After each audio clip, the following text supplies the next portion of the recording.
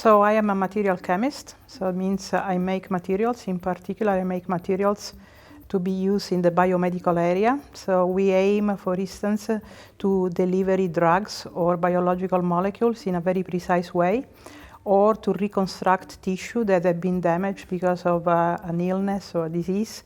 And eventually, we also look at sensors that are able to detect specific analytes in order to have a very early diagnosis of certain disease, like, for instance, Alzheimer or cancer or other diseases. We have a lot of culture, that is related to literature, to humanities, to economics, to politics, but there is no scientific culture. So there is not enough divulgation of science.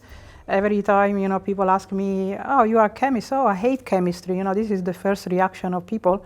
And this is the reason why I think we should do something to spread science in a positive way. I think COVID helped us, I have to say, so even though it was not a very nice thing to do, but COVID showed indeed that science solved the problem. We should try to talk not only about disaster or climatic change, we should also think, what wonderful things are done every day by scientists. And so this is what we lack indeed. We lack this type of culture that is a scientific culture. So I believe that the young generation, especially maybe with this course or even earlier, in high school, in the middle school, should be exposed to science. And chemistry can do a lot, of course. I mean, everything is chemistry. There is nothing that is not chemistry.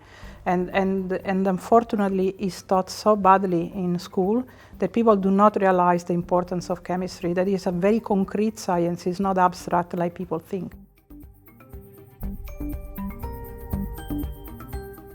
Look at chemistry, for instance, even before the Second World War, after the Second World War, chemistry was a very simple, I would say, science, very confined, very defined in single labs. And this is not the case today. I mean, chemistry try to solve very complex problems. I mean, look what happened with COVID, to make an example, or, energy problem, climate changes, and so forth. And of course, this cannot be done in a single lab. So we work in teams. Typically, for instance, my group work with the biologists, the medical people, the engineer, eventually the physicist and the mathematician, in order to solve the problem. So the chemistry has completely changed and will change the world.